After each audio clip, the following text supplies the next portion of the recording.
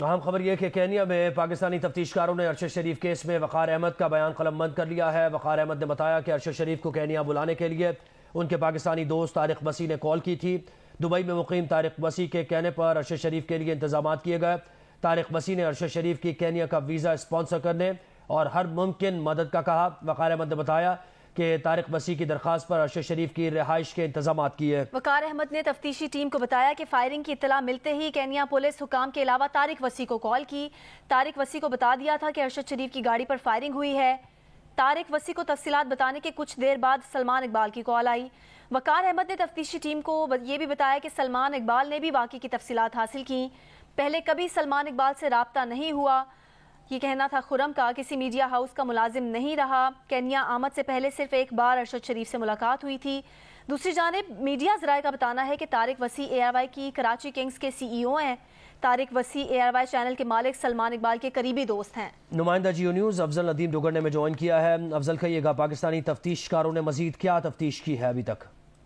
دیکھیں، جو مرکزی کردار ہیں اس مرڈر کے آس پاس کے وقار احمد اور خرم احمد، ان کے جو سٹیٹمنٹ ہیں، مزید ان سے جب جرا ہوئی، ان سے گفتگو ہوئی تو یہ ایک سوال تھا کہ ارشد شریف کو وہ جانتے نہیں، پہچانتے نہیں، ان کی کوئی اتنی طویل ان سے کوئی دوستی ملاقات نہیں تھی تو ان کو اسپانسرشپ کیسے دی، ویزا ان کو کیسے ملا اور وہ وہاں پر قیام پذیر ان کے پاس تھا، وہ کیسے تھا؟ تو یہ وہ سوالات تھے جس کے جوابات ابھی ملے ہیں، جس میں انہوں نے بتایا کہ پہلے جو تھا وہ کچھ اور نام آ رہے تھے، لیکن انہوں نے بتایا کہ طارق وسیع جو تھے اس سلسلے میں مرکزی کردار نکلے ہیں۔ انہوں نے ان سے درخواست کی تھی کہ ان کے جو ہے وہ رہائش کے انتظامات کیے جائیں، ان کی اسپانسرشپ ویزا کے لیے انہوں نے درخواست کی تھی، جس کے اوپر انہوں نے عمل کیا۔ اسی طریقے سے ارشد شریف کی جو رہائش گاہ کے انتظامات تھے وہ بھی انہوں طارق وسیع کے کہنے پر ہی کیے۔